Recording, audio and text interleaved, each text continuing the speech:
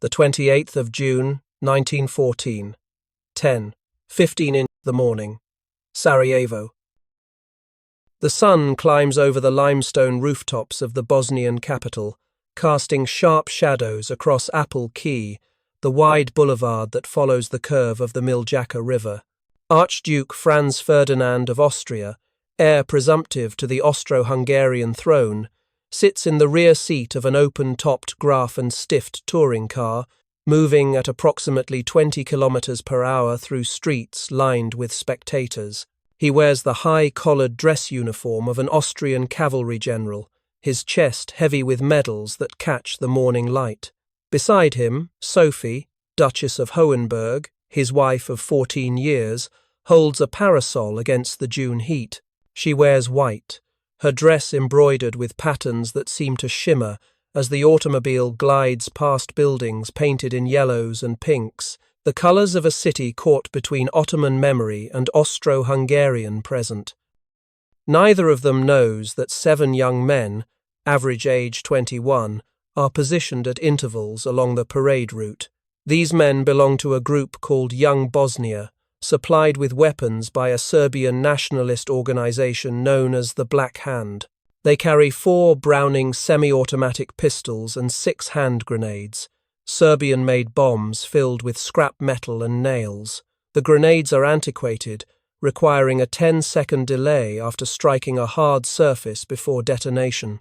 The pistols are Belgian-made FN model 1,910 seconds, compact weapons that fit inside jacket pockets, chambered for 380 ACP rounds that travel at roughly 300 meters per second.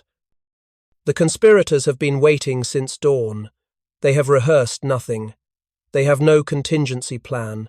Most have never fired a weapon in anger. They are students, printers, farmhands. One of them, Gavrilo Princip, is 19 years old, weighs approximately 54 kilograms, and suffers from tuberculosis. He stands now near the Latin Bridge, hands in his pockets, watching the motorcade approach from the west. His fingers touch the grip of his pistol. The metal is warm. The Archduke's visit to Sarajevo is not a diplomatic necessity. It is a gesture, a symbolic appearance meant to coincide with Street Vitus Day, the anniversary of the 1389 Battle of Kosovo, a date sacred to Serbian national identity. The choice of this day, by Habsburg officials, is either profound ignorance or deliberate provocation. To the Serbs living under Austro-Hungarian rule in Bosnia, which Austria-Hungary annexed in 1908 against Serbian protest, the visit is an insult wrapped in ceremony. To Franz Ferdinand, it is simply duty. He has come to observe military exercises. He plans to leave by afternoon train. At 10:20, as the motorcade passes the Kumurja Bridge, one of the conspirators, Nedeljko Chabrinovic, pulls a grenade from his coat, strikes the detonator cap against a lamppost, and hurls it toward the Archduke's vehicle. The throw is poor. The grenade bounces off the folded canvas roof of the car, ricochets into the street, and explodes beneath the vehicle following behind. The detonation is sharp, a crack that echoes between buildings. Smoke rises. Fragments of metal pierce the bodies of 2 officers and wound approximately 20 spectators. Chabrinovic swallows a cyanide capsule, old and degraded, which only induces vomiting, then throws himself into the river. The water is less than 1 meter deep.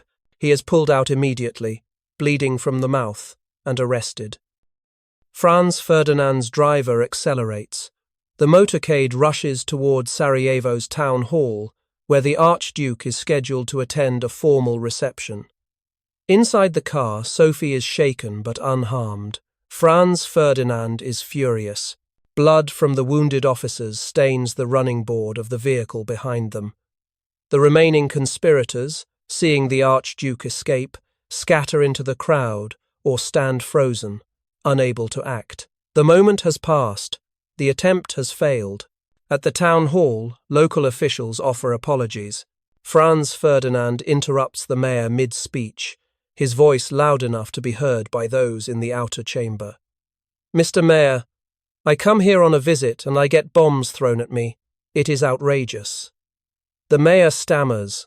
Protocol dissolves. The Archduke confers with his military escort, General Oskar Potiorek, the governor of Bosnia. They debate whether to proceed with the day's schedule. Sophie suggests they cancel. Franz Ferdinand agrees to one change. He will visit the hospital to see the officers wounded in the bombing. The route will be altered. They will drive straight down Appel Quay, avoiding the narrow side streets of the old city. It is a sensible precaution. No one informs the drivers of the new plan. At 10:45, the motorcade departs the town hall. Franz Ferdinand and Sophie return to their car. The route is supposed to continue along Appel Quay, but the lead driver, unfamiliar with the change in plan, turns right onto Franz Joseph Street, the original route. General Potiorek, riding in the front seat of the Archduke's car, shouts at the driver to stop. The driver brakes. The car lurches to a halt. The gears grind as he attempts to reverse. They have stopped directly in front of Moritz Schiller's Delikatessen, a corner shop with large windows and a striped awning. Standing on the sidewalk, less than 2 meters away, is Gavrilo Princip. Princip has been walking aimlessly after the failed bombing, consumed by despair, certain that the operation has collapsed. Now, by accident, the target of the century materializes before him. He does not hesitate. He does not think. He pulls the Browning from his pocket, steps forward, extends his arm, and fires twice. The first bullet enters Franz Ferdinand's neck, severing his jugular vein. The second strikes Sophie in the abdomen, tearing through her stomach. The sound of the shots is flat, almost polite, absorbed by the crowd. Smoke rises from the pistol barrel. Sophie collapses against her husband.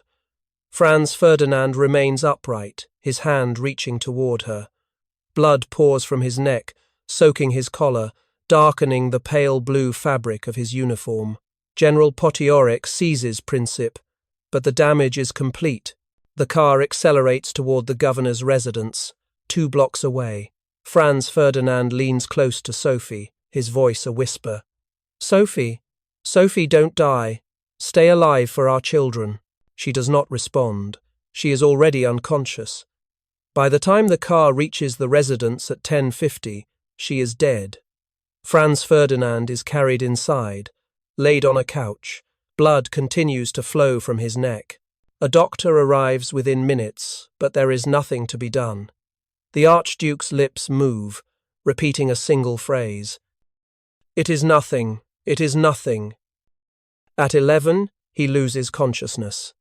At 11:30, he is pronounced dead. In 30 minutes, a 19-year-old consumptive with a pistol has killed the heir to an empire of 52 million people. The act takes less than 5 seconds. The consequences will take 4 years, cost 20 million lives, and erase 3 dynasties from the map of Europe. Act 2. The Machinery of Vengeance. The first reports of the assassination reach Vienna by telegram at noon. Emperor Franz Joseph, 83 years old, ruler of Austria-Hungary for 66 years, receives the news at his summer residence in Bad Ischl. His response is measured, almost detached.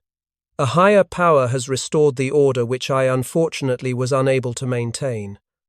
The statement is not grief, it is relief. Franz Ferdinand, his nephew and heir, had been a political adversary, a reformer who proposed restructuring the empire to grant greater autonomy to Slavic populations, a plan the emperor opposed.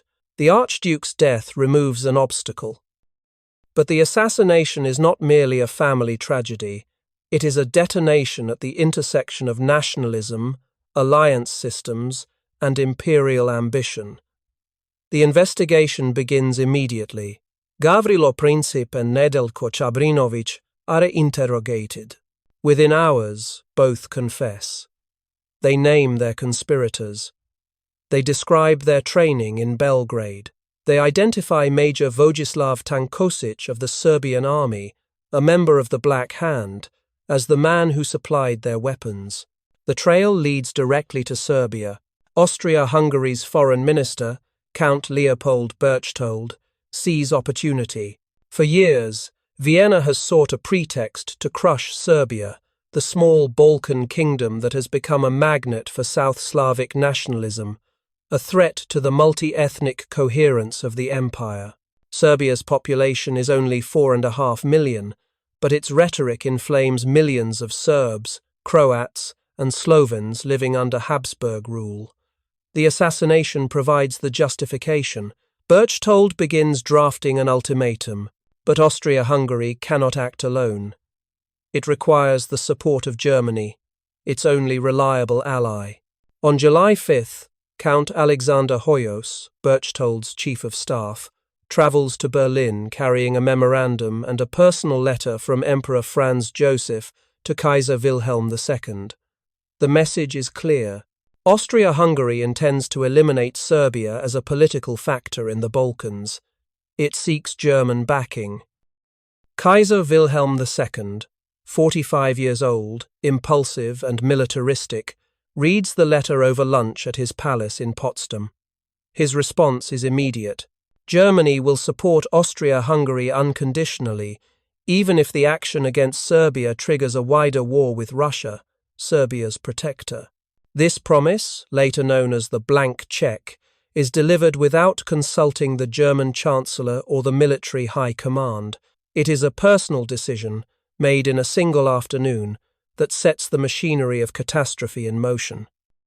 In Vienna, emboldened by German support, Berchtold and his colleagues craft an ultimatum designed to be unacceptable.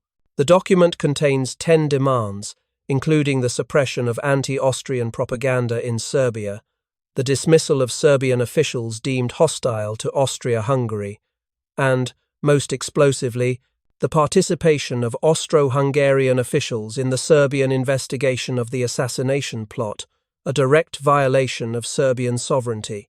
The ultimatum is presented to the Serbian government on July 23 at 6:00 the evening, with a deadline of 48 hours.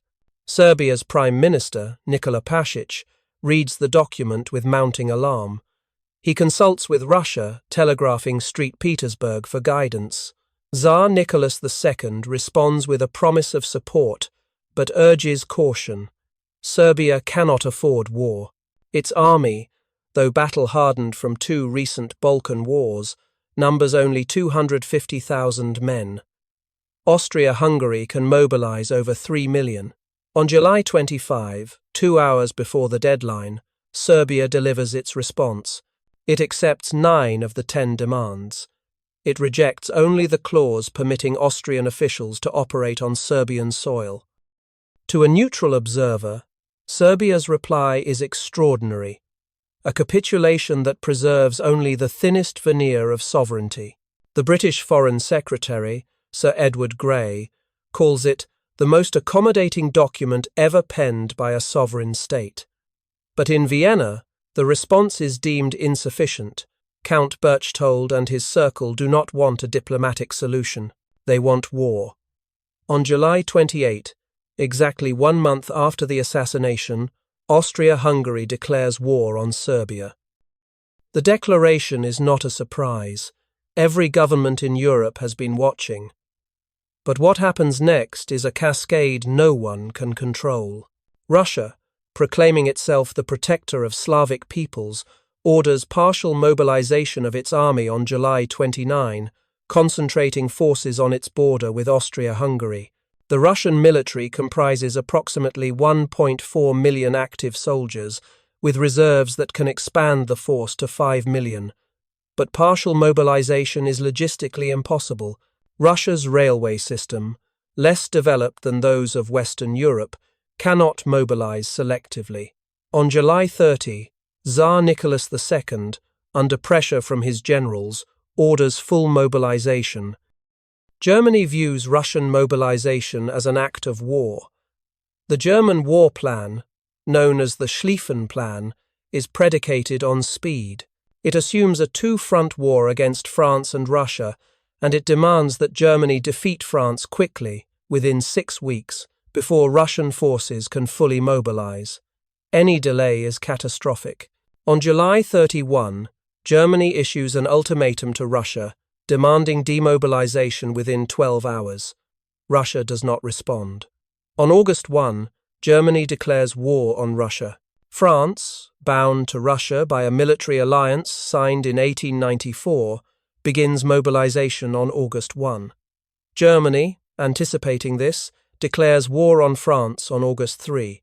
The German army, numbering approximately 800,000 men in its initial deployment, moves not directly into France, but through Belgium, a neutral nation whose borders are guaranteed by a treaty signed in 1839 by all the major powers, including Germany.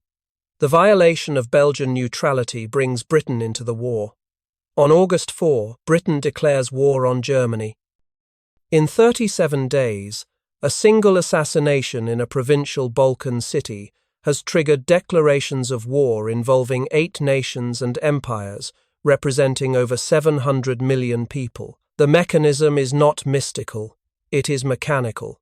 Alliance systems, mobilization, timetables, railway schedules, and war plans constructed over decades interact with the speed and inevitability of interlocking gears. Once Serbia is attacked, Russia mobilizes. Once Russia mobilizes, Germany must strike France. Once Germany invades Belgium, Britain must respond. Each step is rational within its own logic. The totality is madness. The German invasion of Belgium begins on the 4th of August, 1914. The Belgian army, numbering 117,000 men, resists. The Germans, expecting quick passage, encounter fortifications, destroyed bridges, and a population willing to fight. The fortress city of Liège, defended by 35,000 Belgian soldiers, holds for 12 days. German forces, using massive siege howitzers manufactured by Krupp, guns that fire shells weighing over 800 kilograms with the explosive force to obliterate concrete and steel, reduce the forts to rubble. By August seas, Liège falls. The Germans execute approximately 6,000 Belgian civilians in reprisal attacks during the advance, burning towns and shooting hostages in what becomes known as the Rape of Belgium. The atrocities galvanize international opinion and confirm, in the eyes of Britain and France, the righteousness of their cause. By late August, German forces have advanced into northern France. The French army, following its own war plan, Plan 17, launches offensives into Alsace and Lorraine, territories lost to Germany in 1871. The attacks are catastrophic. French soldiers, wearing bright blue coats and red trousers, advance in dense formations against German machine guns. The Maxim machine gun, adopted by Germany in 1899, fires 500 rounds per minute, each bullet travelling at over 700 meters per second. A single gun crew can kill hundreds of men in minutes. In the Battle of the Frontiers, fought between August 14 and August 24, France suffers approximately 300,000 casualties, including 75,000 dead. The French armies retreat. By early September, German forces are within 50 kilometers of Paris. The French government evacuates to Bordeaux. But the German advance has overextended. Supply lines stretch hundreds of kilometers. Soldiers are exhausted, marching 40 kilometers per day. The Schlieffen Plan, designed as a sweeping right hook through Belgium to encircle Paris from the west, has been modified by the German High Command, weakening the right flank to reinforce the centre. On September 5, French and British forces counterattack along the Marne River. The Battle of the Marne, involving over 2 million soldiers, rages for 7 days. The German advance halts. The armies dig in. By November 1914, the Western Front has solidified into a continuous line of trenches stretching from the English Channel to the Swiss border, a distance of approximately 750 kilometers. Soldiers on both sides live in mud, water, and filth. Rats infest the trenches, feeding on corpses. Diseases, dysentery, trench foot, and typhus spread through the lines. Machine guns and barbed wire, mass-produced and deployed in quantities never before seen, make offensive attacks suicidal. Artillery, firing shells that weigh up to 1 ton, pulverizes the landscape. The war of movement has ended. The war of attrition has begun. And it all traces back to that corner in Sarajevo, to Gavrilo Princip standing on a sidewalk with a pistol, to the moment a car stopped in the wrong place, to the convergence of accident and intent that no one, not the assassins, not the generals, not the emperors, could have predicted or controlled. Act 3. The world breaks open. By the end of 1914, the war has consumed its early illusions. In August, soldiers on all sides believed they would be home by Christmas.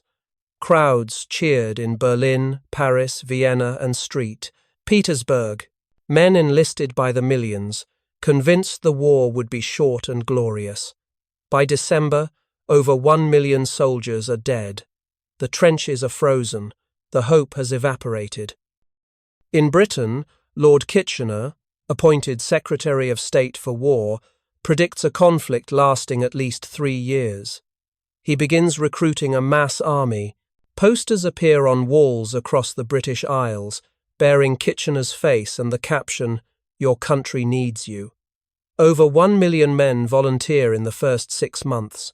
They are formed into divisions, trained in camps, and shipped to France. Most have never left their hometowns.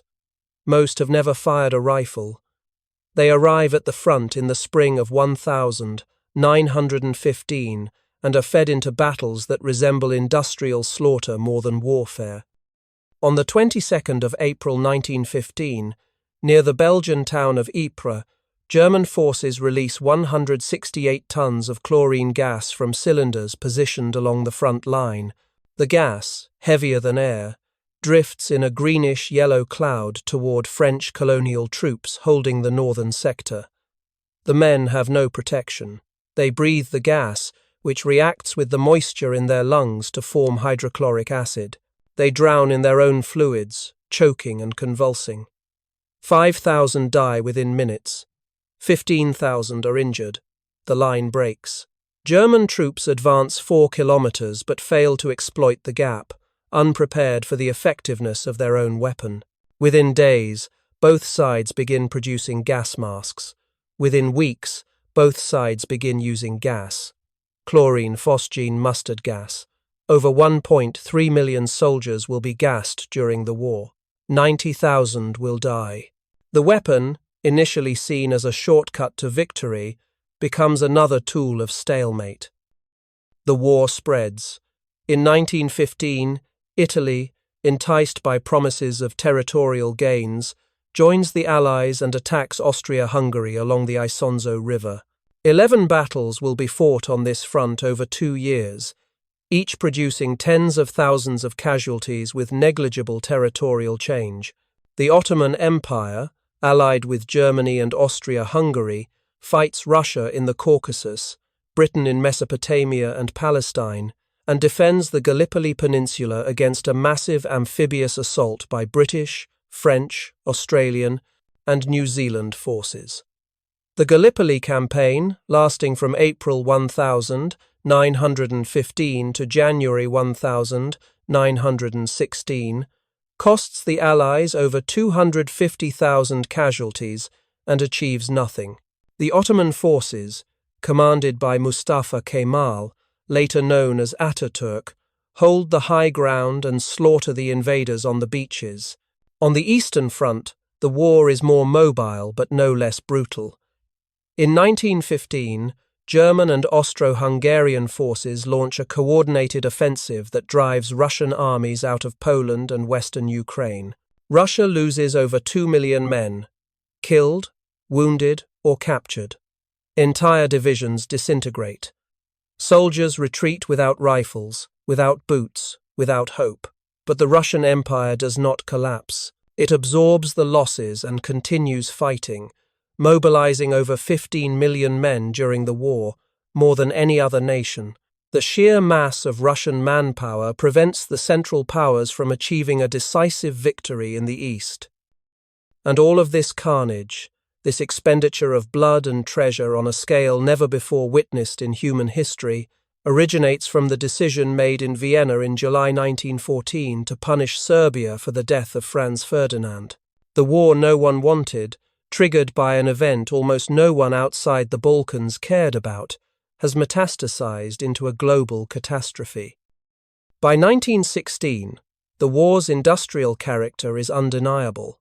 Factories in every belligerent nation convert to military production.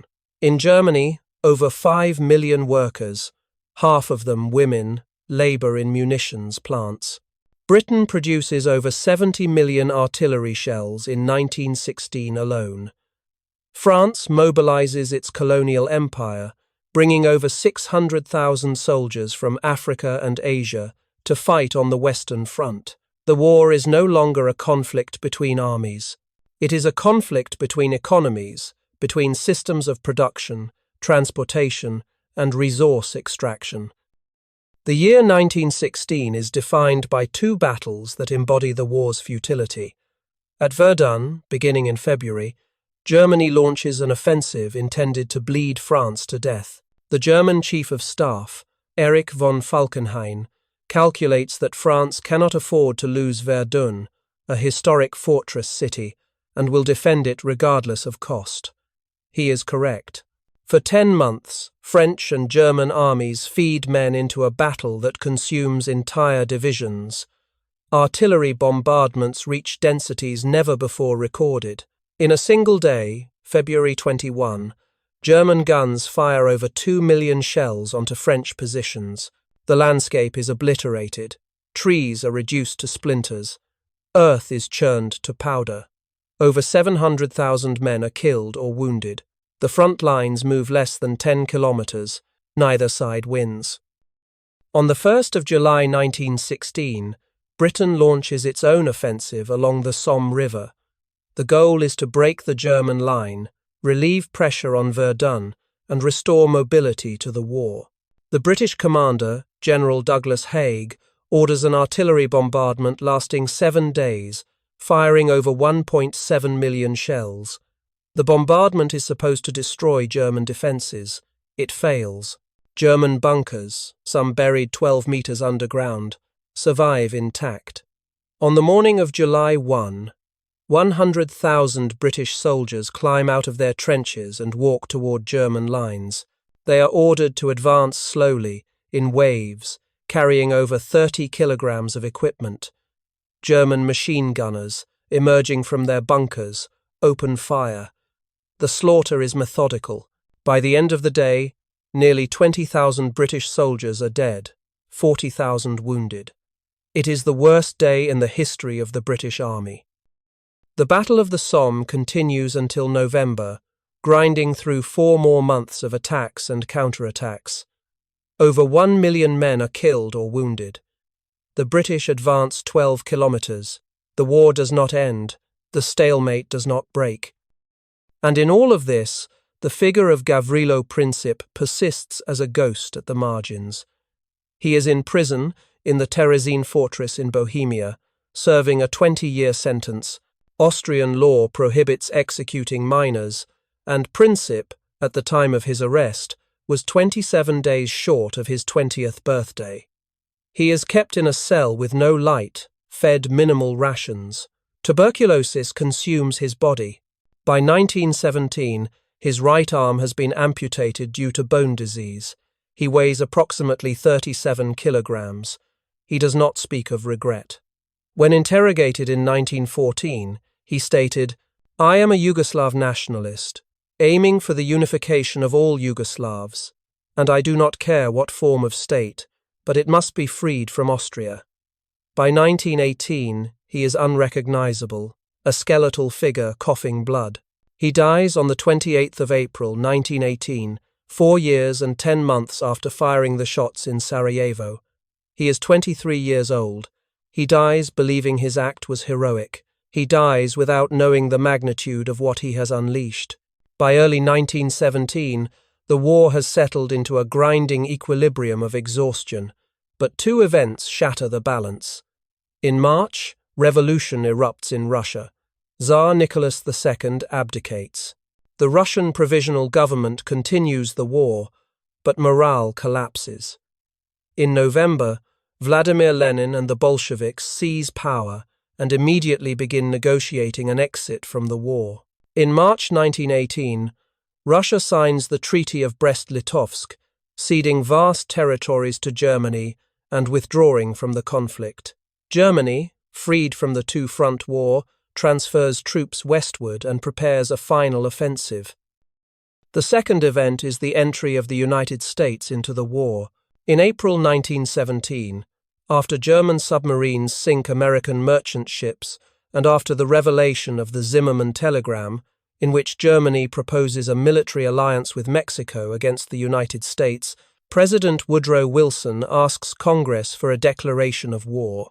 America mobilizes 4 million soldiers.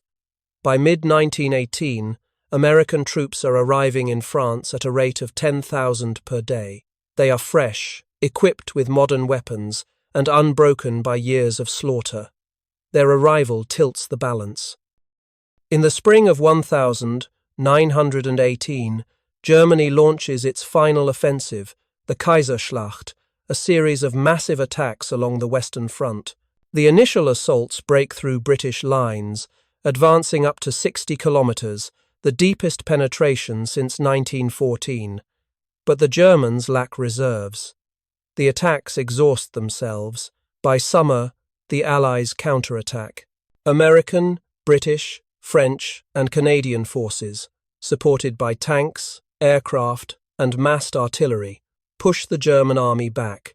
On the 8th of August 1918, the British offensive at Amiens breaks the German line so completely that German General Erich Ludendorff calls it the Black Day of the German Army. German soldiers surrender in unprecedented numbers. Desertions increase. Morale disintegrates.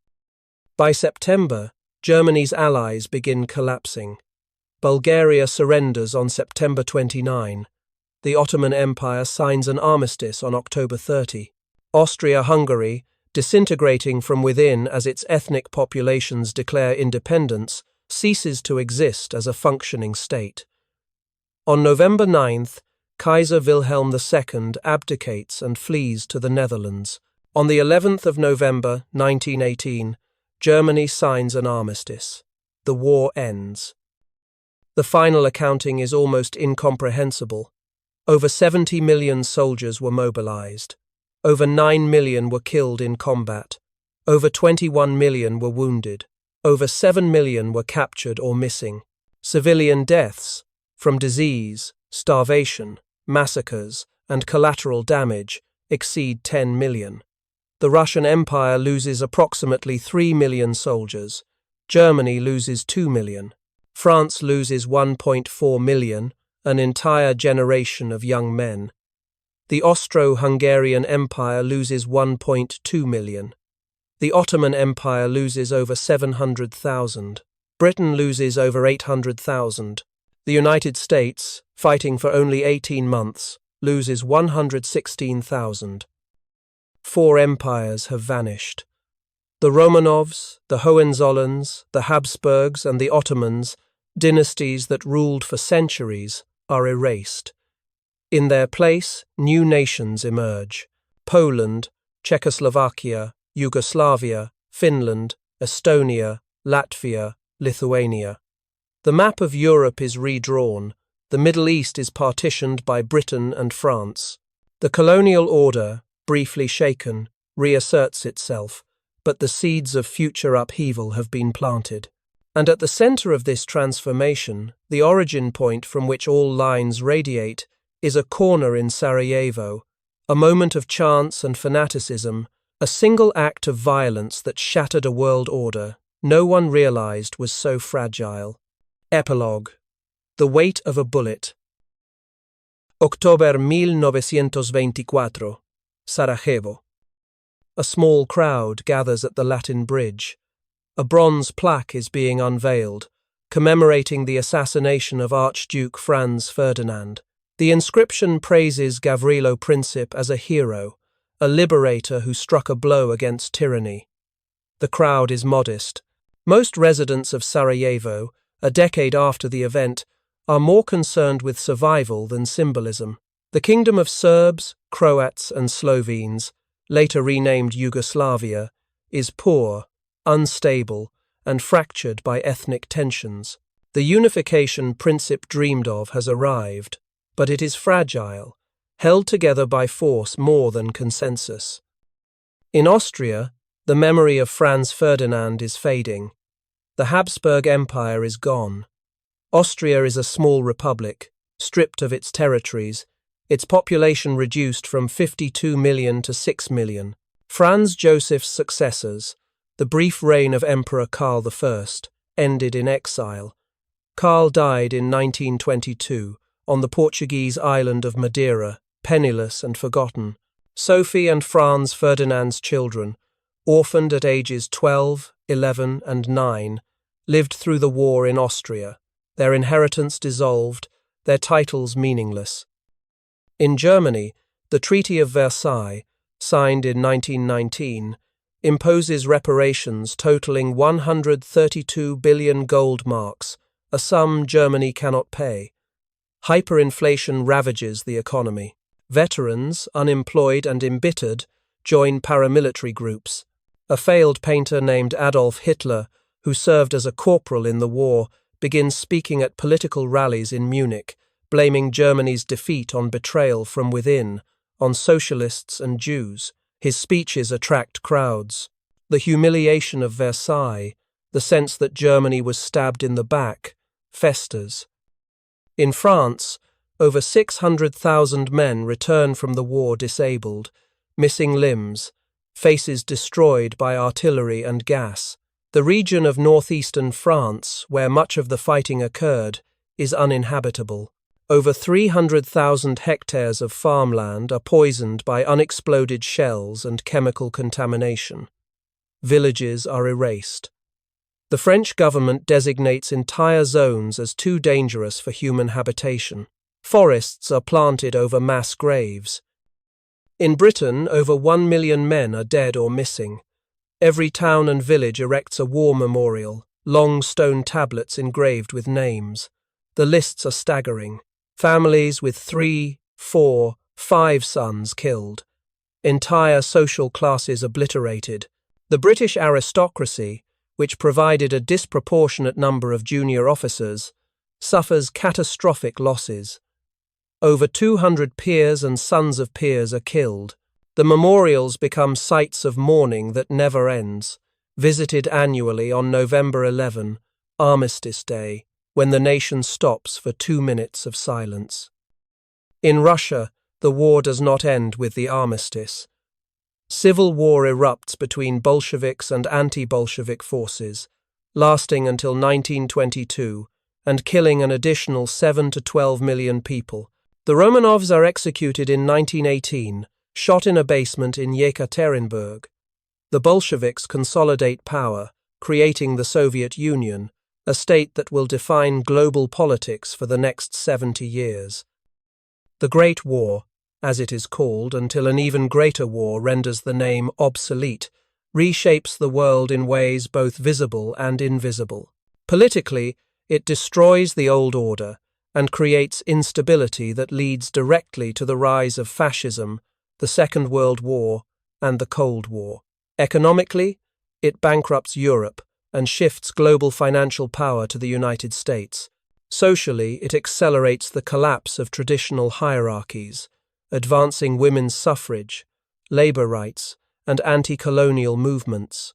Technologically, it drives innovations in aviation, medicine, and industrial production that define the 20th century.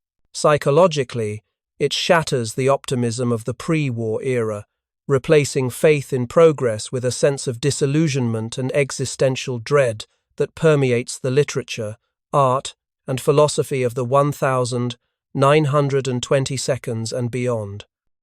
And none of it was inevitable. The war was not the result of impersonal forces or historical determinism. It was the result of decisions made by specific individuals at specific moments. Gavrilo Princip could have missed. The Archduke's driver could have followed the revised route.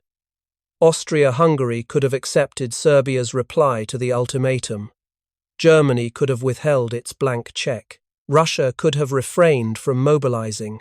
At every stage there were choices, and at every stage the choices made were for escalation, for war, for the belief that violence would resolve what diplomacy could not. Princip, in his prison cell, never understood this. He died believing he had struck a blow for freedom. He did not live to see the Balkan Wars of the 1990 seconds, when the Yugoslavia he dreamed of tore itself apart in ethnic cleansing and genocide. He did not see the Latin Bridge, where he fired his shots, become a site of contested memory, celebrated by some, reviled by others, a place where history refuses to settle into a single narrative. The bullets Princip fired travelled less than 2 meters. Their consequences travelled across continents and decades. They killed an archduke and a duchess, triggered a war that killed millions, and destroyed a world that could never be rebuilt. The Serbian nationalists of 1914 imagined they were liberating their people. They could not have imagined they were detonating the 20th century. In the end, the story of the 28th of June, 1914, is not a story about inevitability. It is a story about fragility, about how much can break when the wrong person is in the wrong place at the wrong time, about how a single act of violence, committed by a desperate young man with a cheap pistol, can unravel the carefully constructed edifices of diplomacy, deterrence, and rationality that hold civilization together. It is a story about the terrifying ease with which the world can fall apart, and about the enduring human capacity to believe, even as the abyss opens beneath them, that it is nothing at all.